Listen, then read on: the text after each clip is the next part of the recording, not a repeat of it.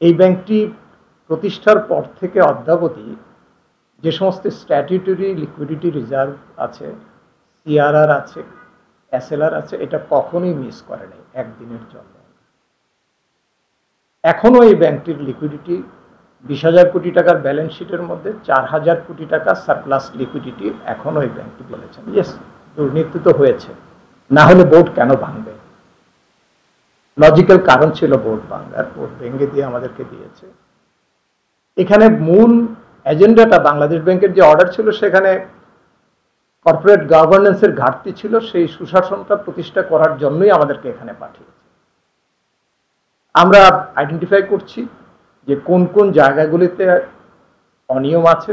হ্যাঁ, অনিয়ম আছে, সেগুলো আমরা আইডেন্টিফাই করছি এবং সেগুলো আমরা যথাযথভাবে ফিক্স করার চেষ্টা করছি। বাট যেহেতু এটা মার্চ মাসের 12 তারিখে অর্ডার হয়েছে, এই সময় পর্যন্ত যেটুকু সময় আছে, এটা এই আমরা বলবো না যে আমরা এখানে কর্পোরেট গভর্নেন্স বা সুশাসন পুরো একবারে 16 আনা প্রতিষ্ঠা হয়েছে, এটা it is too early two pass any comment.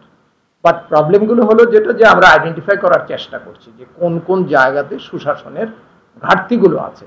এদের মধ্যে মেজরিটি জায়গাগুলো অলরেডি আইডেন্টিফাই করা হয়েছে। ইতিমধ্যে আমরা একটা ফরেন্সিক অডিটেরও আমরা আয়োজন করছি এবং সেটা হলে আমরা কনক্লুসিভলি বলতে পারবো যে কোন কোন এরিয়াতে আপনার সুশাসনের ঘাটতি ছিল এবং সেটাকে কোয়ান্টিফাই করতে পারবো। তো সেটার জন্য আমরা ওয়েট করতে হবে, হয়তো আরও 2 মাস আমাদেরকে ওয়েট করতে হবে, যে আমাদের যে ফরেন্সিক অডিটটা যদি কমপ্লিট হয়ে যায়, তাহলে আমাদের হাতে যে সমস্ত কাগজ আছে এবং সেগুলোর সাথে ফরেন্সিকের আমরা একটু কম্পেয়ার করে দেখব। বাংলাদেশ ব্যাংকের আপত্তি আছে, অনেকগুলো আপত্তি আছে, সেই আপত্তিগুলোর সাথে ফরেন্সিক এবং আমাদের অবজারভেশনগুলো আমরা মিলিয়ে দেখে তারপরে আমরা ব্যবস্থা নেব। অন্যান্য ব্যাংকের যেগুলো হয়েছে, যে 90-80% পর্যন্ত যেগুলো টাকা আপনার বিভিন্ন নেম ল্যান্ডিং হয়েছে, বেনামি হয়েছে অথবা বিভিন্নভাবে হয়েছে, এনআরবিসির কেসটা কিন্তু একটু ডিফারেন্ট আর্থিক অবস্থার দিক থেকে, এবং আমরা বলবো যে ভালো, সেটার সাথে আপনি এক সারিতে মিলাতে পারবেন না, মিলানো যাবেও না।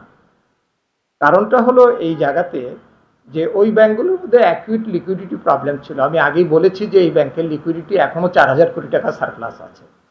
হ্যাঁ, অ্যাসেট কোয়ালিটির যদি আপনি কম্প্যারিজনে আসেন অন্যান্য ব্যাংকগুলোর মধ্যে, আপনার বিভিন্নভাবে আপনি জানেন যে ওইগুলো তো আপনার একিউআর হয়েছে। তারপরে এখানে আমরা নিজেরা উদ্যোগ নিয়েছি এটা করার জন্য। বাট অন্যান্য ব্যাংকগুলোর ক্ষেত্রে যেখানে একটা লার্জ পোর্শন অফ আপনার অ্যাসেট যেগুলো খারাপ হয়ে গেছে, অথবা খারাপ অ্যাসেট তো এগুলোকে বলা যায় না, খারাপ অ্যাসেট তৈরি করা হয়েছে, কিন্তু এনআরবিসি ব্যাংকের অ্যাসেট কোয়ালিটি কিন্তু অতটা খারাপ না। এখানে ধরেন আমরা এখনো অ্যাসেসমেন্ট পর্যায়ে আছি।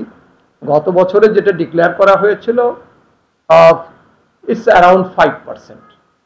এবছরে বাংলাদেশ ব্যাংকের যে অডিট আসছে, সেখানে আমরা তার চেয়ে বৃদ্ধি পেয়েছে, ধরেন 17%-এর মতো বোধ হয় আমাদের ক্লাসিফাইড আছে।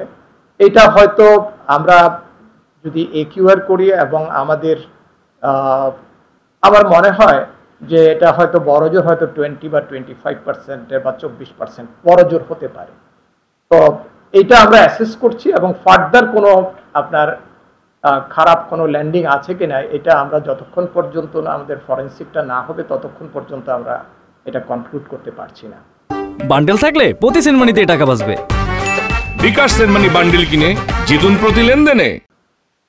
বাট আমরা যে উদ্যোগটা নিয়েছি সেটা হলো যে রেগুলার বিজনেস যেগুলো আছে, এই বিজনেসগুলোকে আমরা, কারণ আপনি জানেন যে এই ব্যাংকটা দীর্ঘ 1 বছর যাবত এখানে কোনো এমডি ছিল না, অর্থাৎ ভারপ্রাপ্ত এমডিকে দিয়ে চালানো হয়েছে। একটা কমার্শিয়াল ব্যাংক কোনোদিন 1 বছর পর্যন্ত একজন ভারপ্রাপ্ত দিয়ে কিন্তু এটা কখনোই আপনার রান করতে পারে না।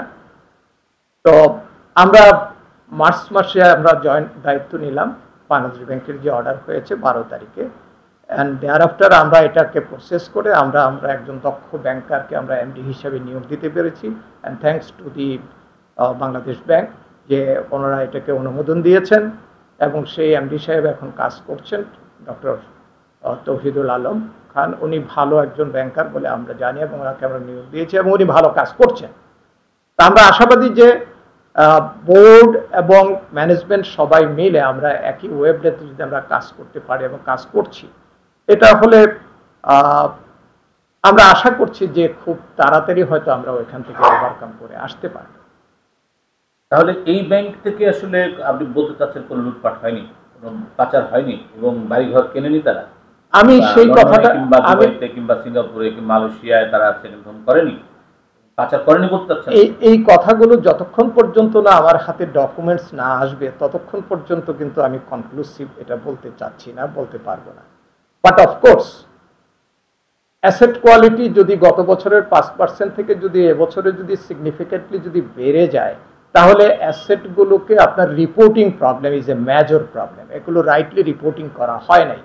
এবছর আমরা এটাকে আনআর্থ করেছি এবং আমরা এই বাংলাদেশ ব্যাংকের অডিটের পরে এবছর ডিসেম্বরের ক্লোজিংয়ে আমরা এটাকে ম্যাক্সিমাম যেটা আসছে এবং বাংলাদেশ ব্যাংক ফ্রিলি কাজ করে এবং সেটাকে ডিক্লেয়ার করা হয়েছে।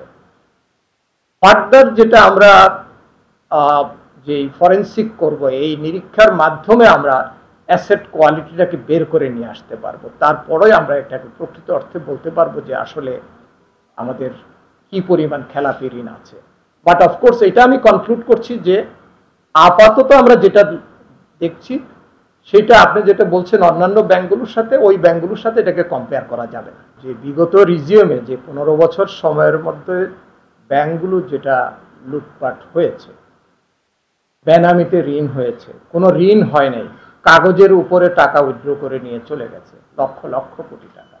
এই কাজগুলো একটা নিন্দনীয় কাজ, একটা দেশের জন্য, একটা অর্থনীতির জন্য এর চাইতে ক্ষতিকর কাজ আর পৃথিবীতে কোনোটা হতে পারে না। এবং যেটি বাংলাদেশে হয়েছে এটা একটা ইউনিক ইনস্ট্যান্স, এটা শুধুমাত্র বাংলাদেশেই হয়েছে, পৃথিবীতে হয়তো আর এই ধরনের ঘটনা ঘটবেও না, ভবিষ্যতে কোনোদিন ঘটেও নাই আর ঘটবেও না। সুতরাং এটা নিন্দনীয় এবং এই ধরনের কাজের যদি বিচার না হয়, এদেরকে যদি টাকা আদায়ের চেষ্টা বাংলাদেশ ব্যাংক করছে, বিভিন্ন সরকারের এজেন্সিগুলো করছে, কিন্তু যারা এই অপরাধ করেছে এই অপরাধীদের বিচারের আওতায় আনতে হবে। মানুষের আস্থা অর্জন করতে হলে বিচারের আওতায় আনতে হবে এবং এদের বিচার করা উচিত, বিচার হওয়া উচিত। শুরু হয়েছে standard charter channel i agro অ্যাওয়ার্ডের 10ম আয়োজনের মনোনয়ন গ্রহণ।